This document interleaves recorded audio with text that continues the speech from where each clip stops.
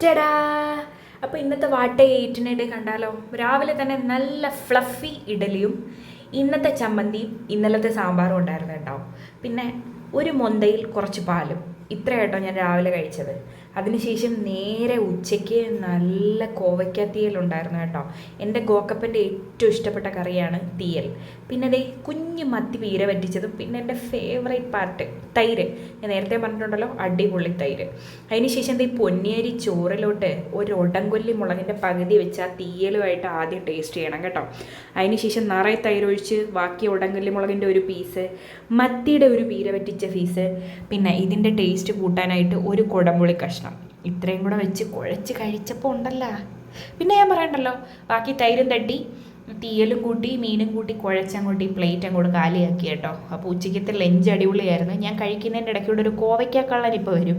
കണ്ടല്ലോ, കോവയ്ക്ക മേടിച്ചുകൊണ്ട് പോയിട്ടുണ്ട് കേട്ടോ. അതിനുശേഷം വൈകിട്ട് ഗോക്കപ്പന് പഴം പൊരിച്ചായിരുന്നല്ലോ, അതിൽ നിന്ന് ഞാൻ കുറച്ചടിച്ച് മാറ്റി കഴിച്ചു കേട്ടോ. അമ്മയല്ലേ, കഴിക്കാമല്ലോ, ടേസ്റ്റ് നോക്കിയിട്ട് വേണ്ടേ മക്കൾക്ക് കൊടുക്കാൻ.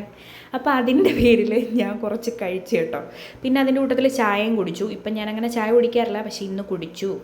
അതിനുശേഷം രാത്രിയിൽ എന്താ സ്പെഷ്യലെന്ന് നോക്കൂ, ചിക്കിങ്ങിൽ നിന്ന് സാധനം വാങ്ങി. അപ്പോൾ ഇത് കഴിക്കേണ്ടതിനും എനിക്കൊരു ശാസ്ത്രീയ വശമുണ്ട് കേട്ടോ. ഇതെൻ്റെ അജുക്കയാണ് എന്നെ പഠിപ്പിച്ചത്. കൊളസ്ട്രോ ഇടുക, പിന്നെ ഗാർലിക് ഡിപ്പ് ഇടുക, നമ്മുടെ സോസ് ഒഴിക്കുക, അങ്ങോട്ട് മിക്സ് ചെയ്യുക, എന്നിട്ട് ചിക്കൻ മുക്കി തട്ടുക, പെപ്സി കുടിക്കുക, അത്രയേ ഉള്ളൂ.